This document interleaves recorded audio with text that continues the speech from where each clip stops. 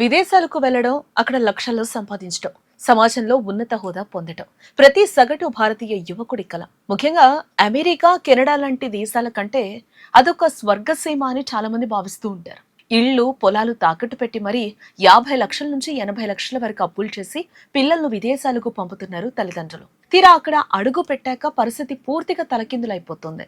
బయటకు చెప్పుకోలేని మానసిక నరకం, తీర్చలేని ఆర్థిక భారం. కనురెప్పల మధ్య కరిగిపోతున్న ఆశలతో మన యువత తీవ్ర ఇబ్బందులు ఎదుర్కొంటోంది. మెరుపుల వెనుక దాగి ఉన్న ఈ భయానక నిజాలు ఇప్పుడు యావత్ భారతాన్ని తీవ్ర దిగ్భ్రాంతికి గురిచేస్తూ ఉన్నాయి. విదేశాలకు వెళ్తున్న భారతీయ యువత ఎదుర్కొంటున్న భయంకర పరిస్థితులపై విదేశాంగ శాఖ ఇటీవల రాజ్యసభలో ప్రవేశపెట్టిన నివేదిక అందరినీ కూడా తీవ్రంగా కలిచివేస్తోంది. విదేశాంగ శాఖ సేకరించిన అధికారిక గణాంకాల ప్రకారం 2023 నుంచి 2025 మధ్య కాలంలో కేవలం అమెరికా, కెనడాల్లోనే దాదాపుగా 100 మందికి పైగా భారతీయులు ఆత్మహత్య చేసుకున్నారు. ప్రపంచవ్యాప్తంగా వివిధ దేశాల్లో జరుగుతున్న భారతీయ పౌరుల ఆత్మహత్యల్లో ఇవి దాదాపు 5% కావడం గమనార్హం. ఇందులో అత్యధికంగా 21 ఏళ్ల నుంచి 30 ఏళ్ల వయసున్న యువత, విద్యార్థులే ఉండటం మరింత ఆందోళన కలిగిస్తోంది. 100 ఏళ్ల భవిష్యత్తు నిర్మించుకోవాల్సిన వయసులో తీవ్ర నిరాశ, ఆందోళన తట్టుకోలేక వారు ఆత్మహత్యలను మార్గంగా ఎంచుకుంటున్నారు. ఈ విషాదానికి ప్రధాన మూలం అక్కడి ఆర్థిక సంక్షోభం, ఉద్యోగ కరువు. ఉన్నత చదువుల కోసం బ్యాంకుల నుంచి 50 లక్షల నుంచి 80 లక్షల వరకు భారీ ఎడ్యుకేషన్ లోన్లు తీసుకుని విదేశాలకు వెళ్తూ ఉన్నారు. అమెరికా, కెనడా చేరుకున్న తర్వాత అక్కడ ల్యాండ్ అవుతున్న పరిస్థితులు పూర్తి భిన్నంగా ఉంటున్నాయి. ఒకవైపు ఐటీ, ఇతర సాంకేతిక రంగాల్లో ఉద్యోగాల కోతలు తీవ్రమయ్యాయి.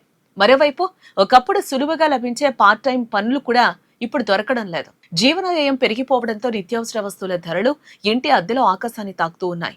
తీసుకున్న లోన్ ఈఎంఐలు కట్టలేక, రోజువారీ కనీస అవసరాలు తీర్చుకోలేక విద్యార్థులు తీవ్ర ఆర్థిక తీవ్రతని అనుభవిస్తూ ఉన్నారు. ఈ ఆర్థిక ఇబ్బందులకు తోడు మానసిక ప్రశాంతత కూడా పూర్తిగా కరువు అవుతోంది. సొంత ఊరు, కుటుంబానికి దూరంగా ఉండటం వల్ల తీవ్ర ఒంటరితనం వెంటాడుతూ ఉంది.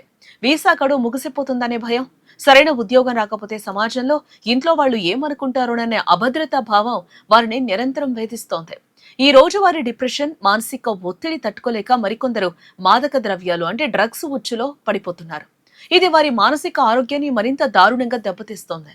ఆలోచన శక్తిని నశింపచేసి ఆత్మహత్య ఆలోచనను పెంచుతోందని మానసిక వైద్యులు కూడా హెచ్చరిస్తూ ఉన్నారు. కన్నపిల్లలు విదేశాల్లో గొప్పగా ఉన్నారని ఇక్కడ తల్లిదండ్రులు సంతోషిస్తూ ఉంటారు.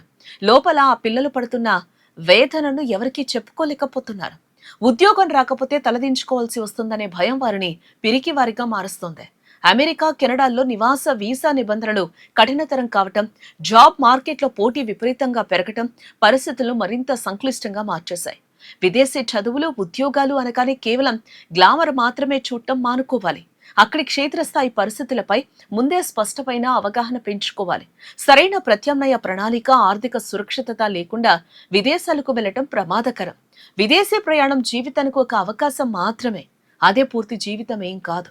తల్లిదండ్రులు కూడా పిల్లలపై శృతిమించిన అంచనాలు పెంచకుండా వారి మానసిక ఆరోగ్యానికి మొదటి ప్రాధాన్యం ఇవ్వాల్సిన అత్యవసర పరిస్థితి ఏర్పడింది.